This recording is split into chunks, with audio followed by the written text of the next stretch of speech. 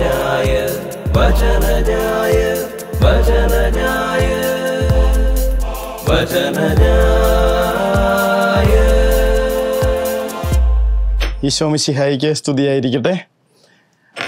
ഓശാന പാട്ടുകളല്ല, ഏറ്റുപറച്ചിലുകളാണ് ക്രിസ്തുരാജൻ്റെ തിരുനാളിന് വേണ്ടതെന്ന് തോന്നുന്നു. My Lord is the only king of this universe.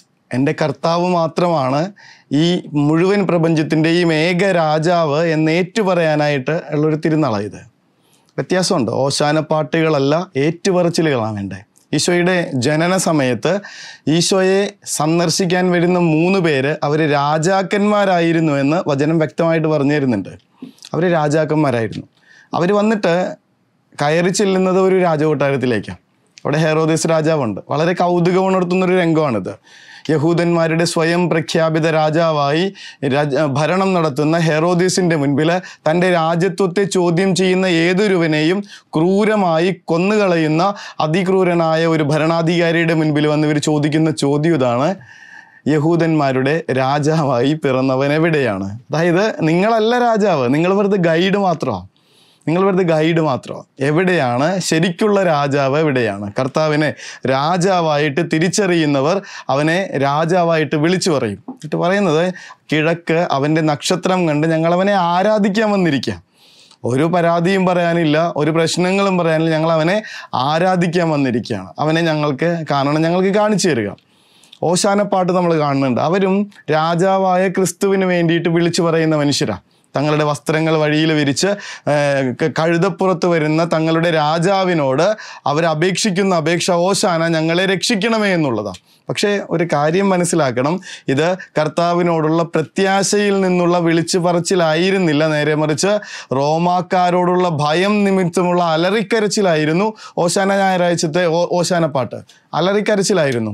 ഇവിടെ ഇവർ ആരാധിക്കാൻ വരുമ്പോൾ അപ്പുറത്ത് അലറിക്കരച്ചിലാണ് നടക്കണേ. കർത്താവെ ഞങ്ങളെ രക്ഷിക്കണമേ. അവർ രാജാവിനെ അല്ല കാണുന്നത്, നേരെ മറിച്ച് ഈശോയിൽ ഒരു അത്ഭുത പ്രവർത്തകനെയാണ്. മനസ്സിലാക്കണം, ലക്ഷക്കണക്കിന് മനുഷ്യർ വന്നു കൂടുന്ന ഒരു തിരുനാളിന് അവരെ നിയന്ത്രിക്കാനായി 10,000-കണക്കിന് പടയാളികൾ അണിനിരക്കുന്ന ഒരു സൈന്യ വ്യൂഹത്തെ എതിർത്ത് തോൽപ്പിച്ചുകൊണ്ട് പടയോട്ടം നടത്തി ജയിച്ചുകൊണ്ട് ഞങ്ങളെ രക്ഷിക്കുമെന്നാണ് ഈ വരുന്ന രാജാവിനെ കുറിച്ചുള്ള അവരുടെ പ്രതീക്ഷ. ഒരൊറ്റൊരാള് ഇത്രയും ജനക്കൂട്ട്, ഇത്രയും പടയാളികളെ എങ്ങനെയാണ് തോൽപ്പിക്കണേ?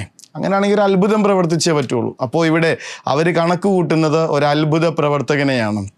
അത്ഭുതം കാണാതിരിക്കുമ്പോൾ ആ മനുഷ്യർ തങ്ങളുടെ അലർച്ചകൾക്ക് ഉത്തരം കിട്ടാതിരിക്കുമ്പോൾ അവർ മടങ്ങിപ്പോകുന്നത് സങ്കടത്തോടുകൂടെയാണ്, പകയോടുകൂടെയാണ്, വേദനയോടുകൂടെയാണ്, പരാതിയോടുകൂടെയാണ്. ഈ പകയൊക്കെ അവർ തീർക്കുന്നുണ്ട്. 3 ദിവസം കഴിയുമ്പോൾ ഇതേ മനുഷ്യനെ ക്രൂശിക്കുക എന്ന് പറഞ്ഞ് അവർ വിളിച്ചു പറയണത് കാണുന്നില്ലേ? ഇപ്പം രാജാവായിട്ട് കാണുന്നവരുടെ മുൻപിൽ ആരാധനയാണ് ചെയ്യാനുള്ള അവരുടെ ഓപ്ഷൻ. മറ്റു അത്ഭുത പ്രവർത്തകനായിട്ട് കാണുന്നവർ അവൻ്റെ മുൻപിൽ നിലവിളിയോടുകൂടി ആയിരിക്കും ഇരിക്കുക.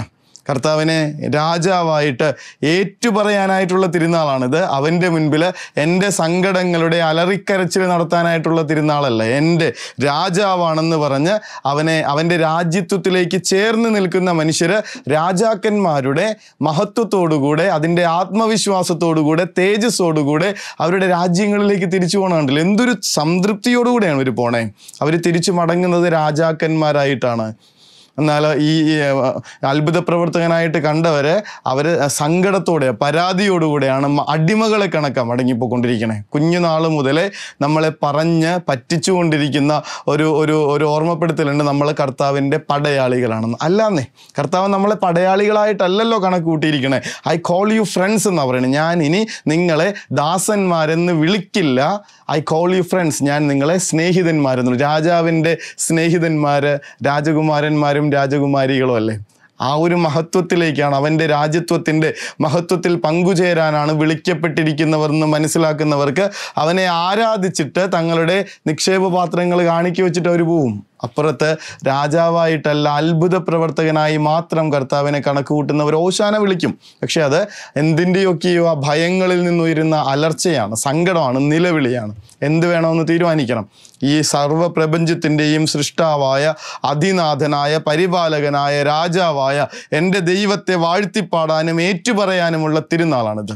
വെളിപാട് പുസ്തകത്തിൻ്റെ 14-ാമത്തെ അധ്യായം 17-ാമത്തെ അധ്യായം 14-ാമത്തെ തിരുവചനത്തിൽ നമ്മൾ ഇപ്രകാരം വായിക്കുന്നുണ്ട്: അവർ കുഞ്ഞാടിനെതിരെ യുദ്ധം ചെയ്യും, എന്നാൽ കുഞ്ഞാട് അവരെ കീഴടക്കും. കാരണം അവൻ രാജാക്കന്മാരുടെ രാജാവും നാഥന്മാരുടെ നാഥനുമാണ്. വെളിപാട് പുസ്തകത്തിൻ്റെ 19-ാമത്തെ അധ്യായം 16-ാമത്തെ തിരുവചനത്തിൽ നമ്മൾ വീണ്ടും വായിക്കും, അവൻ്റെ തുടയിലും മേലങ്കിയിലും എഴുതപ്പെട്ടിരിക്കുന്ന ഒരു നാമമുണ്ട്, രാജാക്കന്മാരുടെ രാജാവും നാഥന്മാരുടെ നാഥനും. പഴയ നിയമത്തിൽ യെശയ്യാ പ്രവാചകന്റെ പുസ്തകം 9-ാമത്തെ അധ്യായം 6-ാമത്തെ തിരുവചനത്തിൽ നമ്മൾ ഇപ്രകാരം വായിക്കുന്നുണ്ട്, നമുക്കായി ഒരു ശിശു ജനിച്ചിരിക്കുന്നു, നമുക്കായി ഒരു പുത്രൻ നൽകപ്പെട്ടിരിക്കുന്നു, അധികാരം അവൻ്റെ ചുമലിന്മേലാണ്. നമ്മൾ ദാനിയേൽ പ്രവാചകന്റെ പുസ്തകം 17-ാമത്തെ അധ്യായത്തിൽ ഇപ്രകാരം വായിക്കുന്നുണ്ട്, ആകാശമേഘങ്ങളിൽ മനുഷ്യപുത്രനെ പോലെ തേജസ്സോടുകൂടെ ഒരുവൻ വരുന്നു, സർവ്വ പ്രപഞ്ചവും അവൻ്റെ മുൻപിൽ മുട്ടുമടക്കേണ്ടതിന് ഈ ലോകത്തിലെ എല്ലാ അധികാരവും അവന് നൽകപ്പെട്ടിരിക്കുന്നു. മാലാഖ വന്ന് പരിശുദ്ധ മാതാവിനോട് പറയുന്നുണ്ട്, അവൻ്റെ പിതാവായ ദാവീദിൻ്റെ സിംഹാസനം കർത്താവ് അവന് കൊടുക്കും, യാക്കോബിൻ്റെ ഭവനത്തിന്മേൽ അവൻ എന്നേക്കും ഭരണം നടത്തും, അവൻ്റെ രാജ്യത്തിന് ഒരിക്കലും അവസാനം ഉണ്ടാവുകയില്ല. കർത്താവ് വ്യക്തമായിട്ട് നമ്മളോട് പറഞ്ഞു തരും. വിശുദ്ധ മത്തായിയുടെ സുവിശേഷം 28-ാം അധ്യായം 18-ാമത്തെ തിരുവചനം, ഈ ആകാശത്തിലും ഭൂമിയിലുമുള്ള, സ്വർഗത്തിലും ഭൂമിയിലുമുള്ള സർവ്വ അധികാരവും എനിക്ക് നൽകപ്പെട്ടിരിക്കുന്നു. ഈ ഒരു രാജാവിനെ ആരാധിക്കാൻ വേണ്ടിയിട്ട്, വിളിച്ചു പറയാൻ വേണ്ടിയിട്ടാണ് നമുക്ക് ഈ തിരുനാളെന്ന് പറയണേ. നമ്മളത് മറന്നുപോയി എന്നുള്ളതാണ് നമുക്ക് വന്നു പോയിരിക്കുന്ന തെറ്റേ. പീലാത്തോസ് പറയുന്നുണ്ട്, നീ അപ്പോൾ യഹൂദന്മാരുടെ രാജാവാണല്ലേ? കർത്താവ് പറയുന്നുണ്ട്, നീ തന്നെ അത് പറയുന്നു. അറിഞ്ഞിട്ട് പറഞ്ഞതല്ല, നീ തന്നെ അത് പറയുന്നു, അറിഞ്ഞിട്ട് പറഞ്ഞതല്ല, എന്നാലും പറയുന്നുണ്ട്. പടയാളികൾ ഒരു മുൾക്കിരീടം ഉണ്ടാക്കി അവൻ്റെ ശിരസിൽ വെച്ചു, അവനെ തുപ്പിയിട്ട് അവനെ നിന്ദിച്ചിട്ട് പറഞ്ഞു, യഹൂദന്മാരുടെ രാജാവേ സ്വസ്തി. അറിഞ്ഞിട്ട് പറഞ്ഞതല്ല, അറിവില്ലായ്മയുടെ നിന്ദയാണ് അവിടെ കാണുന്നത്, നിന്ദനമാണ് കാണുന്നത്. എന്നാലും അവർ പറയുന്നുണ്ട്, യഹൂദന്മാരുടെ രാജാവേ സ്വസ്തി. ഒരു കുറ്റവാളിയെ കണക്ക് കുരിശിന്മേലിങ്ങനെ മരിച്ചു കിടക്കുന്നവൻ്റെ ശീർഷകമായിട്ട് കുരിശിന്മേൽ 3 ഭാഷയിൽ, ഒരു ഭാഷയല്ല 3 ഭാഷയിൽ, ഗ്രീക്ക്, ലത്തീൻ, ഹീബ്രു ഭാഷകളിൽ എഴുതി വെച്ചിട്ടുണ്ട്, ഇവൻ യഹൂദന്മാരുടെ രാജാവ്. അറിഞ്ഞിട്ട് പറഞ്ഞതല്ല. ഈ ദിവസങ്ങളിലൊക്കെ വിവാദ വിഷയമായൊരു പാട്ടുണ്ടല്ലോ, ഭൂലോകം സൃഷ്ടിച്ച കർത്താവിന് സ്തുതി, പ്രേമത്തെ സൃഷ്ടിച്ച കർത്താവിന് സ്തുതി, ബോഗൺവില്ല പൂക്കളെ പോലെ എൻ്റെ ഓർമ്മ നിൻ്റെ ഉള്ളിൽ കാത്തു സൃഷ്ടിച്ച കർത്താവിന് സ്തുതി, എന്നെയും നിന്നെയും സൃഷ്ടിച്ച കർത്താവിന് സ്തുതി. ഈ കർത്താവ് ആരാണെന്ന് പോലും അറിയാത്ത ഈ ഫ്രീക്ക് പിള്ളേര്, ഈശോയിൽ നിന്ന് അകന്ന് ജീവിക്കുന്ന പിള്ളേരൊക്കെ ഈ കർത്താവാണ് ഇതൊക്കെ സൃഷ്ടിച്ചതെന്ന്, ഇവനാണ് ഈ പ്രപഞ്ചത്തിൻ്റെ രാജാവാണെന്ന് അറിയാതെയാണെങ്കിലും പാടിക്കൊണ്ട് നടക്കുന്നത് കാണുമ്പോൾ നമുക്കുള്ളൊരു സന്തോഷമുണ്ട്.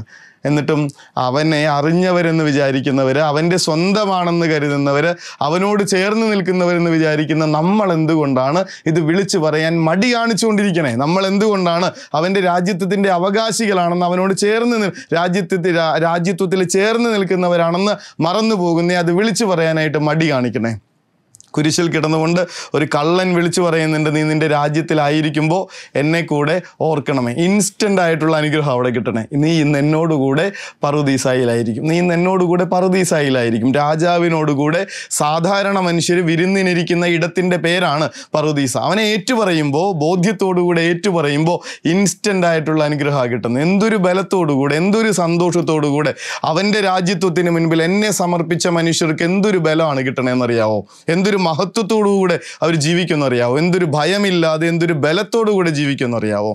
ജിബ്രാൻ്റെ ഒരു കവിതയിൽ ഒരു നാടോടി പെൺകുട്ടി തൻ്റെ കുഞ്ഞിനെ കൊണ്ടുപോയി ദേവാലയത്തിൻ്റെ പടവിൽ കിടത്തുമ്പോൾ രോഗം മാറാത്ത കുഞ്ഞിനെ കൊണ്ടുപോയി പടവിൽ കിടത്തിയേക്കാം. അവൾ തിരിച്ചു പോരുന്ന നേരത്ത് ഈ സാധാരണ മറ്റ് സ്ത്രീകൾ ചോദിക്കുന്നുണ്ട്, ഈ മഞ്ഞുറയുന്ന പ്രഭാതത്തിൽ നിൻ്റെ കുഞ്ഞിനെ അവിടെ കൊണ്ടുപോയി കിടത്തിയിട്ട് നീ തിരിച്ചു പോന്നാൽ ഈ മഞ്ഞത്ത് നിൻ്റെ കുഞ്ഞ് തണുത്തുറഞ്ഞു പോവില്ലേ? വന്യമൃഗങ്ങൾ വന്ന് നിൻ്റെ കുഞ്ഞിനെ കടിച്ചു കീറില്ലേ? ഈ മഴയത്തും വെയിലത്തും നിൻ്റെ കുഞ്ഞ് മരിച്ചു പോകില്ലേ? അവൾ പറയുന്നുണ്ട്, എൻ്റെ കുഞ്ഞിനൊന്നും പറ്റില്ല, ഒരു വന്യമൃഗങ്ങളും ആക്രമിക്കില്ല, ഒരു മഞ്ഞത്തും എൻ്റെ കുഞ്ഞ് തണുത്തുറഞ്ഞു പോകില്ല, ഒരു വെയിലും മഴയും കൊണ്ട് എൻ്റെ കുഞ്ഞിനൊന്നും പറ്റില്ല, കാരണം ഞാൻ അവനെ സമർപ്പിച്ചിരിക്കുന്നത് എൻ്റെ ദൈവത്തിൻ്റെ പാദത്തിങ്കലാണ്. ഈ ഒരു സമർപ്പണം ഉണ്ടല്ലോ. കഴിഞ്ഞ ദിവസം പരിശുദ്ധ മാതാവിൻ്റെ സമർപ്പണ തിരുനാളായിരുന്നു. 3 വയസ്സുള്ള ഒരു തൻ്റെ കുഞ്ഞിനെ കൊണ്ടുപോയി മാതാപിതാക്കൾ ജോവാക്കീമും വിശുദ്ധ അന്നാമ്മയും കൂടെ ദേവാലയത്തിൽ സമർപ്പിക്കുമ്പോൾ, ദൈവത്തിന് കൊടുക്കുമ്പോൾ, ദൈവമാണ് ഞങ്ങളുടെ ജീവിതത്തിൻ്റെ രാജാവെന്നുള്ള ഏറ്റുപറച്ചിലായത്. സിസിലി പുണ്യവതിയുടെ തിരുനാൾ ആഘോഷിച്ചു കഴിഞ്ഞ ദിവസം നമ്മൾ.